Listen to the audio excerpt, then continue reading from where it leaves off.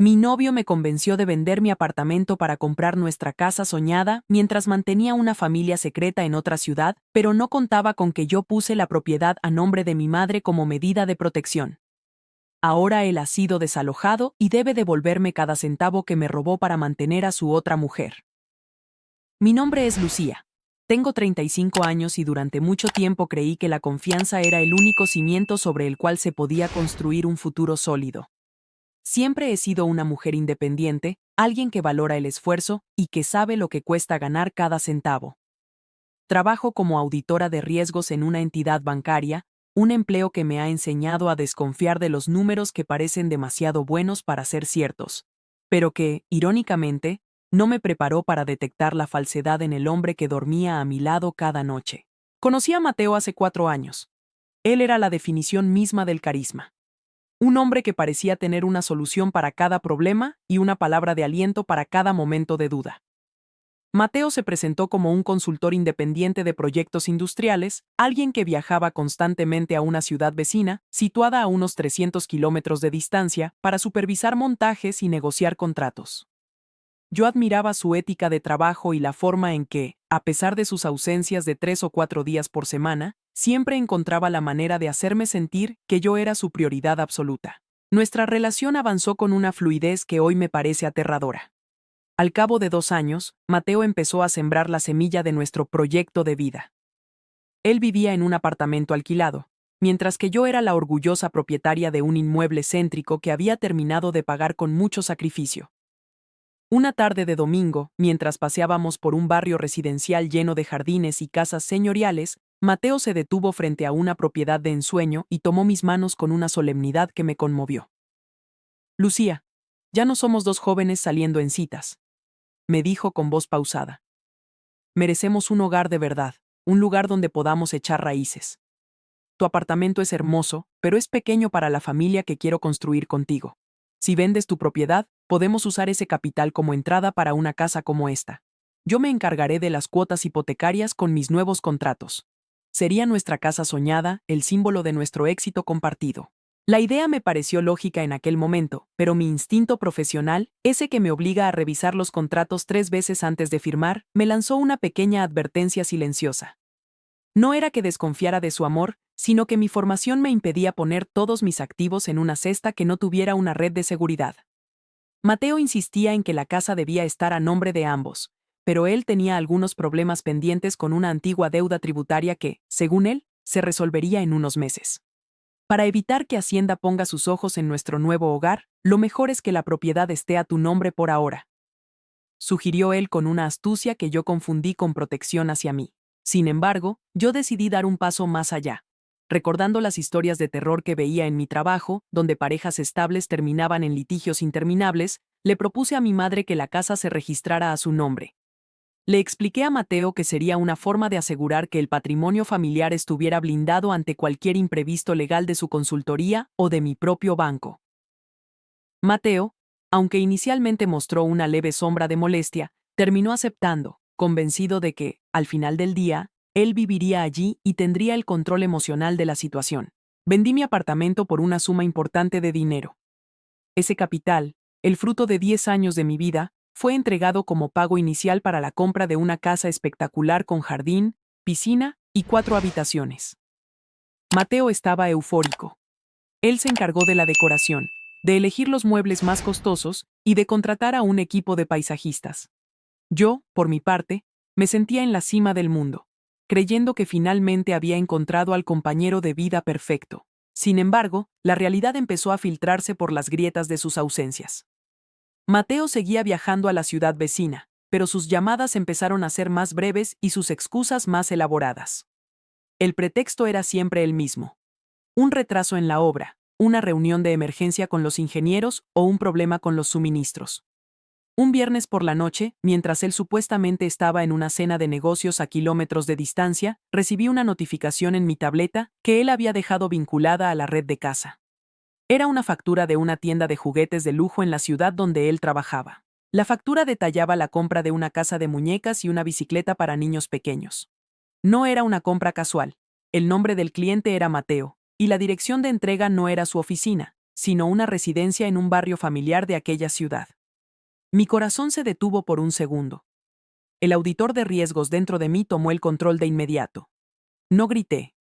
No lloré. Simplemente empecé a rastrear. A través de sus estados de cuenta, que él guardaba descuidadamente en una carpeta digital, descubrí que Mateo no solo estaba trabajando en esa ciudad. Descubrí que llevaba 5 años manteniendo una vida paralela. Tenía una mujer y 2 hijos pequeños.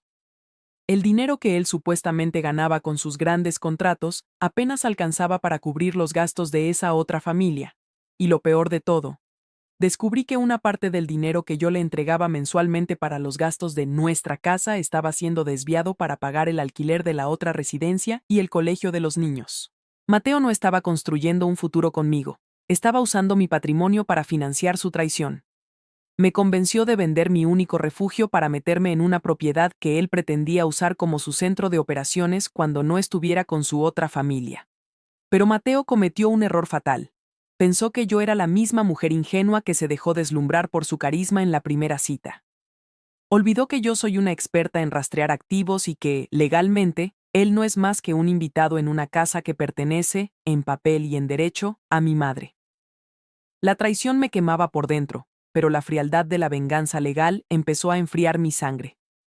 Mateo regresaría en 2 días, esperando encontrarme esperándolo con la cena lista. Lo que encontraría, en cambio, sería la demostración de que no se puede jugar con los ahorros y la vida de una mujer que sabe exactamente cómo ejecutar un desalojo sin dejar rastro de piedad. El domingo por la noche, el sonido del motor del coche de Mateo entrando en el garaje de nuestra nueva casa resonó como un trueno en el silencio sepulcral de la sala. Yo estaba sentada en el sofá de terciopelo gris, el mismo que habíamos elegido juntos apenas 3 meses atrás, rodeada de una penumbra que solo era interrumpida por la luz tenue de una lámpara de pie.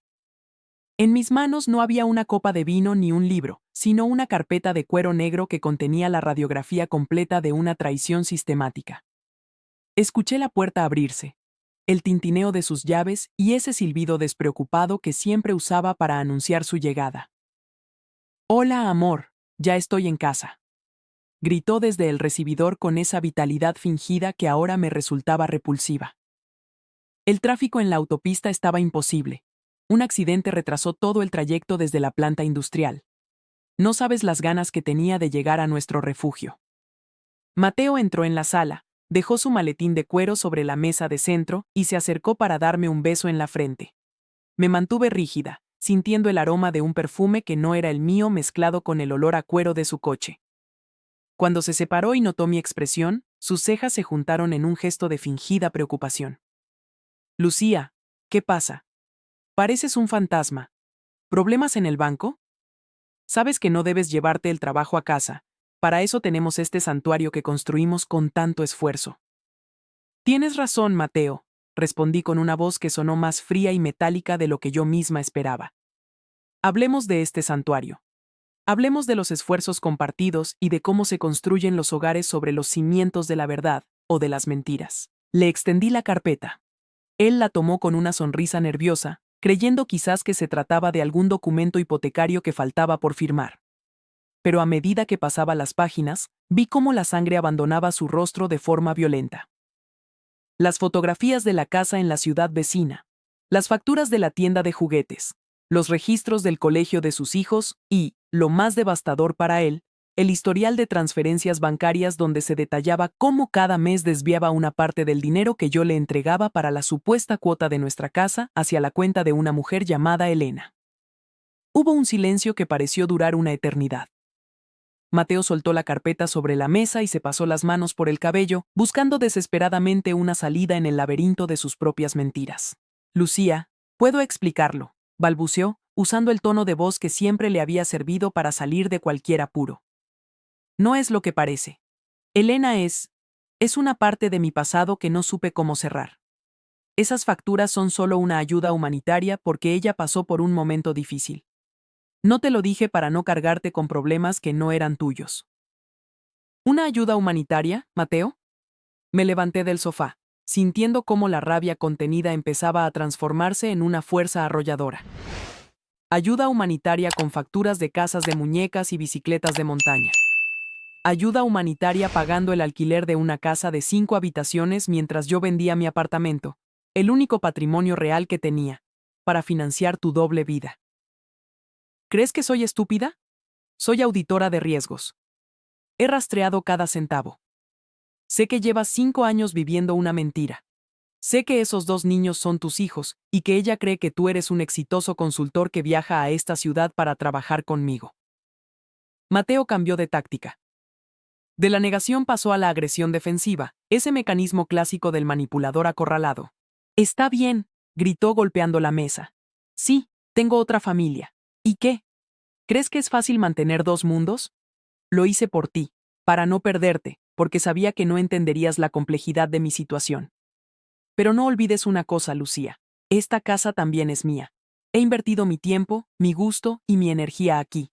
Si quieres que me vaya, tendrás que pagarme mi parte. He consultado con abogados y tengo derechos sobre esta propiedad. Al final del día, soy tu pareja y hemos construido esto juntos. Fue en ese momento cuando sentí una satisfacción casi gélida. La jugada maestra que yo había ejecutado meses atrás, bajo la apariencia de una simple medida de precaución familiar, estaba a punto de cerrar el cepo sobre su cuello. Ahí es donde te equivocas, Mateo, dije, caminando hacia la chimenea. No tienes ningún derecho sobre esta propiedad. Ni un solo centavo de los que invertiste aquí, o de los que fingiste invertir, te otorga la titularidad. Recuerda que, por seguridad ante tus deudas tributarias, aceptaste que la casa no estuviera a tu nombre. Pero lo que no sabías es que tampoco está al mío. Saqué de un cajón una copia simple del registro de la propiedad. Se la puse frente a sus ojos, señalando con el dedo el nombre del titular único. La dueña absoluta de esta casa es mi madre. Yo solo actúo como su representante legal. El dinero de la venta de mi apartamento se registró como una donación privada a mi madre, y ella fue quien realizó la compra. Tú no eres un copropietario, Mateo. Legalmente, eres un invitado, un simple ocupante sin contrato de arrendamiento. Y como representante de la dueña, acabo de firmar una orden de desalojo inmediata por precario. El pánico en sus ojos fue absoluto. Mateo miró el documento como si fuera un verdugo. Toda su estrategia de chantaje emocional y financiero se desmoronó en un segundo. Él contaba con que, tras el divorcio o la separación, él podría exigir la mitad del valor de la casa, dejándome a mí en la ruina después de haber perdido mi apartamento. Pero no había nada que exigir. No había sociedad conyugal, no había copropiedad, no había nada más que el vacío de su propia codicia. No puedes hacerme esto, susurró, cayendo de rodillas frente a la mesa. No tengo a dónde ir. Elena cree que soy el dueño de una empresa de consultoría. Si me echas de aquí, no podré pagar su alquiler ni el colegio de los niños. Me quedaré en la calle. Eso debiste pensarlo antes de usar mi sudor para comprar juguetes en otra ciudad, respondí, dándole la espalda. Tienes 1 hora para recoger tus cosas. He contratado a una empresa de seguridad que está esperando en la puerta de la urbanización. Si en 60 minutos no has salido de aquí con tus maletas, entrarán para sacarte por la fuerza. Y no te molestes en buscar el dinero que teníamos en la cuenta compartida para los gastos comunes. Lo he transferido íntegramente a una cuenta de ahorros para mi madre, como compensación por el uso que le diste a su propiedad durante este tiempo. Mateo empezó a llorar, un llanto patético de quien sabe que ha perdido la partida final. Pero yo ya no sentía nada. La auditora de riesgos había terminado su informe. El riesgo había sido identificado, aislado y eliminado. Mientras lo veía arrastrar sus maletas por el pasillo, supe que esta era solo la primera fase de su caída. Porque lo que Mateo aún no sabía es que yo ya me había puesto en contacto con Elena y que ella también estaba esperando su regreso con una carpeta llena de verdades y una puerta cerrada con llave. Mateo salió de la casa que creía suya con el rabo entre las piernas y 2 maletas cargadas de ropa arrugada, pero sobre todo, cargadas de desesperación. Lo observé desde el ventanal de la planta alta mientras encendía su coche y se alejaba a toda prisa, rompiendo el límite de velocidad de la urbanización. Sabía exactamente a dónde se dirigía. En su mente retorcida, todavía le quedaba un refugio, un lugar donde su máscara de hombre exitoso y proveedor seguía intacta. Pensaba que podía conducir 300 kilómetros y refugiarse en los brazos de Elena, inventando alguna historia de una crisis financiera repentina o de una persecución injusta. Pero Mateo, en su infinita soberbia, olvidó que una auditora de riesgos nunca deja un cabo suelto. Mientras él devoraba kilómetros por la autopista, yo me serví una taza de té y recordé la conversación que había tenido con Elena apenas unas horas antes. Conseguir su número no fue difícil. Estaba en las facturas de los servicios que Mateo pagaba con mi dinero. Cuando la llamé, su voz sonaba dulce, cansada por el ajetreo de cuidar a 2 niños pequeños. La frialdad de mi profesión me obligó a ir al grano, pero mi humanidad me hizo sentir una punzada de lástima por ella. Le envié por correo electrónico el mismo expediente que le había mostrado a Mateo. Las fotos de nuestra casa, el registro de propiedad a nombre de mi madre y las pruebas de que el hombre con el que ella compartía su vida era un parásito emocional. Mateo llegó a la ciudad vecina pasada la medianoche. Me imagino el escenario perfectamente, porque Elena me lo relató después con una voz quebrada por la rabia. Él entró en aquel apartamento familiar, ese que yo había financiado indirectamente, intentando forzar una sonrisa de alivio. Pero al cruzar el umbral, no encontró a la mujer sumisa que preparaba la cena mientras esperaba al viajero de negocios. Encontró a una mujer con los ojos rojos de tanto llorar, rodeada de maletas abiertas y con el teléfono en la mano, mostrando la pantalla donde mi rostro aparecía en una fotografía junto a la de él en nuestra fiesta de mudanza. «Elena, por favor, escúchame», gritó Mateo, repitiendo el mismo guión desgastado. «Esa mujer, Lucía, es una loca que me acosa. Es una jefa de mi antigua empresa que no aceptó que yo la rechazara. Todo lo que te envió son montajes, ella quiere destruir nuestra familia». Pero Elena, aunque no era auditora, tenía algo que a Mateo le faltaba: dignidad. Ella le arrojó el teléfono a la cara y le mostró los detalles de las transferencias. Le mostró cómo las fechas de sus supuestos viajes de cierre de contratos coincidían exactamente con las fechas en que él publicaba fotos en redes sociales celebrando aniversarios conmigo. El velo se había caído por completo. Mateo ya no era el consultor brillante ni el novio soñado. Era un estafador de sentimientos que había sido expuesto en ambos frentes simultáneamente. «¡Vete de aquí, Mateo!», le gritó Elena mientras lo empujaba hacia la puerta. «Lucía ya me lo contó todo. Me contó que ni siquiera este apartamento está a tu nombre, que lo pagabas con el dinero que le robabas a ella. No quiero que mis hijos vuelvan a ver a un hombre que es capaz de construir una vida sobre el dolor de 2 mujeres». Mateo se encontró, en menos de 6 horas, expulsado de 2 hogares. Estaba en la calle, en medio de una ciudad que no era la suya, con sus cuentas bancarias congeladas por la auditoría preventiva que yo había solicitado al banco, alegando movimientos sospechosos de fondos compartidos, y con la realidad golpeándole el rostro. Se quedó solo en la acera, mirando hacia la ventana donde sus hijos dormían, dándose cuenta de que la red de seguridad que él creía tener era en realidad un espejismo que yo había desmantelado con la precisión de una cirujana. Esa misma noche, Mateo me envió un mensaje de texto. Ya no había insultos ni altanería. Su mensaje era un ruego patético, una confesión de derrota total que guardé de inmediato como prueba para el juicio civil que se avecinaba. «Lucía, me lo has quitado todo. No tengo dónde dormir, no tengo dinero ni para un hotel y Elena no me deja ver a los niños. Por favor, devuélveme algo de lo que puse en la casa, aunque sean los muebles. No puedes ser tan cruel». Sonreí frente a la pantalla de mi teléfono. Él hablaba de crueldad, el mismo hombre que me convenció de vender mi apartamento, mi único refugio seguro, para usarme como un cajero automático personal. Lo que Mateo no entendía es que para un auditor, la crueldad no existe. Solo existen las consecuencias de los actos. Él había malversado mi confianza y mi patrimonio, y ahora la ley se encargaría de realizar el balance final.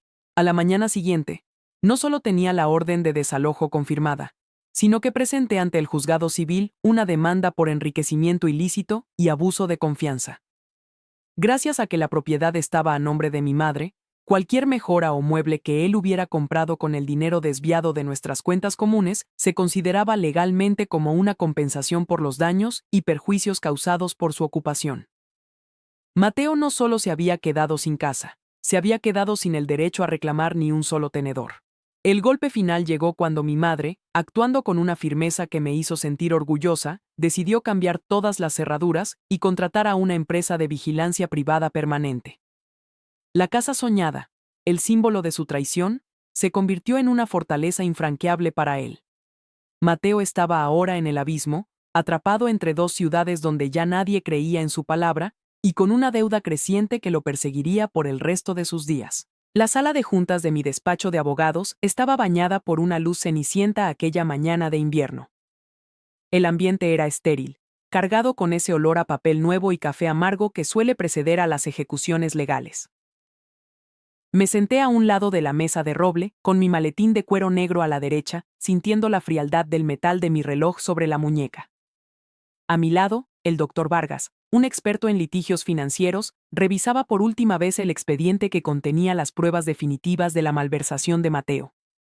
Frente a nosotros, el espacio vacío esperaba al hombre que había intentado convertir mi vida en una nota al pie de página de su propia ambición. Cuando Mateo entró, escoltado por un abogado de oficio que parecía más interesado en mirar su teléfono que en defender lo indefendible, el impacto visual fue absoluto. Ya no quedaba nada del consultor impecable de trajes a medida y sonrisa de comercial de seguros. Vestía una chaqueta vieja. Sus zapatos estaban desgastados, y sus ojos, antes brillantes y persuasivos, estaban hundidos en unas ojeras que hablaban de noches de insomnio y habitaciones de hotel de mala muerte. Se sentó con la espalda encorvada, evitando mi mirada con una cobardía que me resultó casi insultante. El doctor Vargas comenzó la sesión con una parsimonia quirúrgica. Desplegó sobre la mesa los informes de auditoría forense que yo misma había ayudado a redactar durante las últimas 3 semanas. No eran simples hojas de cálculo. Eran el acta de defunción de la reputación de Mateo.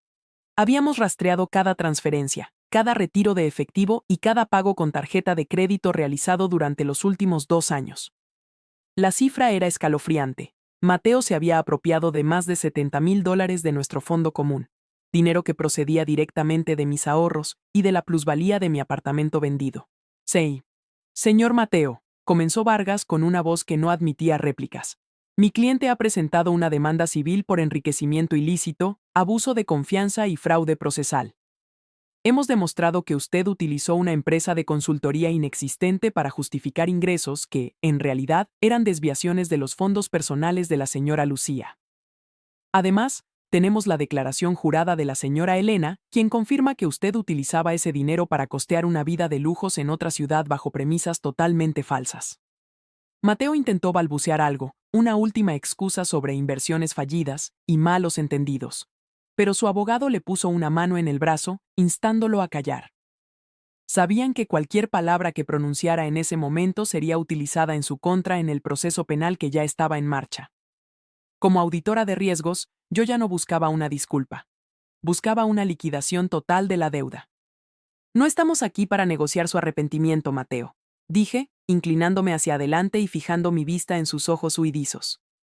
Estamos aquí para hablar de devoluciones. Según la ley, al haber sido desalojado de una propiedad que no le pertenece y donde usted no ha realizado ninguna inversión real con capital propio, todos los bienes muebles que se encuentran en el interior de la casa, desde los sofás de cuero hasta el sistema de sonido de alta fidelidad, quedan en posesión de la titular de la propiedad, mi madre, como garantía de pago por los daños y perjuicios causados. El rostro de Mateo se contrajo en una mueca de dolor. Él contaba con poder vender parte de ese mobiliario para tener algo de liquidez, pero mi estrategia legal lo había dejado sin un solo activo que pudiera convertir en dinero. Estaba atrapado en un callejón sin salida legal. Pero eso no es todo. Continué con una frialdad que me nacía del centro mismo de mi integridad herida. Hemos solicitado el embargo preventivo de sus futuras remuneraciones y de cualquier cuenta bancaria que intente abrir en el sistema nacional. El juez ya ha emitido una orden de retención sobre su historial crediticio. Usted no solo me debe $70,000, me debe la tranquilidad que intentó robarme, y le aseguro que voy a cobrarme hasta el último centavo. El golpe de gracia llegó cuando Vargas mostró el registro de las facturas de la otra ciudad. Mateo no solo me había robado a mí, también había incurrido en delitos tributarios al declarar gastos de representación falsos para evadir impuestos. La denuncia que yo había interpuesto ante la Oficina de Rentas Internas significaba que, una vez que terminara el proceso civil, tendría que enfrentarse al Estado. La red se había cerrado por completo. Mateo se cubrió la cara con las manos y soltó un sollozo seco. Un sonido que en otro tiempo me habría roto el corazón, pero que ahora solo me causaba un profundo desprecio. Había intentado jugar al ajedrez con una experta en riesgos, olvidando que en ese juego, el que tiene la información siempre da el jaque mate. Se levantó de la mesa sin decir una palabra, firmando los documentos donde reconocía la deuda total y aceptaba el embargo de sus pertenencias. Salió de la sala como una sombra, un hombre que lo tenía todo y que, por su propia codicia, ahora no era más que un deudor crónico con un futuro marcado por los tribunales. Al salir del despacho, el aire frío de la calle me devolvió la sensación de control. Sabía que la casa soñada, esa que él intentó usar como trofeo de su traición, volvería a estar en venta pronto, pero esta vez el dinero regresaría íntegramente a mi cuenta personal y a la de mi madre. Había recuperado mi patrimonio y, lo más importante, había demostrado que no hay mentira lo suficientemente elaborada que pueda resistir el análisis de una mente decidida a encontrar la verdad. Mateo se quedaba con su miseria. Yo me quedaba con la satisfacción de haber equilibrado la balanza. Ha pasado exactamente un año desde que el eco de las maletas de Mateo arrastrándose por el pasillo de mármol dejó de atormentar mis oídos. Hoy, mientras me encuentro sentada en el balcón de mi nuevo apartamento, un espacio pequeño pero luminoso que me pertenece por completo, y donde cada mueble ha sido pagado con la transparencia de mi propio esfuerzo, el aire se siente distinto. Ya no hay rastro de esa pesadez que me obligaba a revisar los teléfonos en medio de la noche, o a dudar de cada palabra cargada de un carisma artificial. La vida, después de la tormenta de una traición doble, ha vuelto a su cauce, pero con una estructura mucho más sólida y resistente. La casa de los sueños, aquella que Mateo intentó convertir en su centro de operaciones para financiar su vida paralela, fue vendida apenas 3 meses después de la sentencia final. Mi madre, actuando con la sabiduría que solo dan los años, gestionó la venta con una rapidez asombrosa. Con el capital recuperado, no solo logré saldar la deuda emocional que tenía conmigo misma, sino que pude realizar una inversión inmobiliaria mucho más inteligente, libre de hipotecas compartidas y de riesgos sentimentales mal calculados. Como auditora, entiendo que a veces es necesario liquidar un activo contaminado para poder empezar a construir desde cero sobre un terreno limpio. El destino de Mateo ha sido la crónica de una ruina anunciada. La justicia no solo fue rápida, sino que fue pedagógica. Al no tener propiedades a su nombre y haber sido expuesto como un estafador por ambas familias, su capacidad de recuperación financiera se volvió nula. Me enteré por los informes de seguimiento de mi abogado que Mateo vive ahora en una habitación alquilada en un barrio periférico de la ciudad vecina. No tiene vehículo, sus cuentas siguen embargadas y trabaja en un empleo de ventas telefónicas por comisión, donde su voz persuasiva ya no sirve para engañar a mujeres enamoradas, sino para intentar convencer a desconocidos de comprar productos que nadie necesita. Lo más satisfactorio no fue verlo en la miseria, sino ver cómo la red de mentiras que él creía tan perfecta se convirtió en su propia prisión. Cada mes, recibo una pequeña transferencia bancaria, un pago mínimo estipulado por el juez como parte de la devolución de los $70,000 que me robó. Es una cifra pequeña, casi insignificante para mi nivel de ingresos actual, pero ver el nombre de Mateo en mi estado de cuenta cada 30 días me recuerda que el riesgo fue mitigado y que la justicia tiene una memoria de elefante. Elena y yo mantuvimos el contacto durante unos meses. Fue un vínculo extraño, nacido del dolor compartido pero cimentado en el respeto mutuo. Ella también logró rehacer su vida. Se mudó a una casa más pequeña, cerca de sus padres, y comenzó a trabajar en una guardería. Me confesó en nuestro último mensaje que, aunque el camino ha sido difícil para sus hijos, ellos están creciendo en un hogar donde ya no hay secretos ni un padre que aparece y desaparece como un fantasma de negocios. Ambas entendimos que la mayor ganancia de esta tragedia no fue el dinero, sino la expulsión definitiva de un parásito que nos estaba consumiendo la energía vital. A veces, cuando reviso los perfiles de riesgo en mi trabajo, me detengo un segundo a reflexionar sobre mi propia historia.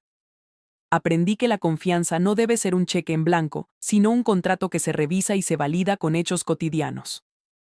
Mi madre sigue siendo la guardiana de mi tranquilidad. Ella siempre dice que el haber puesto la casa a su nombre no fue un acto de desconfianza, sino un acto de amor propio que ella estuvo encantada de respaldar. La casa de cristal donde Mateo pretendía vivir su doble vida se rompió en 1000 pedazos, pero yo no me corté con los cristales. Los usé para pavimentar un nuevo camino. Hoy, no busco un proyecto de vida que necesite de mis ahorros para sostenerse. Busco la paz de saber que, cuando cierro la puerta de mi hogar al final del día, lo que hay dentro es real, es mío y está protegido por la mejor auditoría que existe. La de una mujer que aprendió a valorarse por encima de cualquier espejismo. Mateo seguirá pagando su deuda, $1 a la vez, durante los próximos 10 años. Y yo seguiré creciendo, Un éxito a la vez, sabiendo que el balance de mi vida finalmente ha cuadrado a mi favor. La traición fue la auditoría más dura que he pasado, pero el resultado ha sido una calificación de excelencia en resiliencia y justicia kármica. El caso está, por fin, cerrado.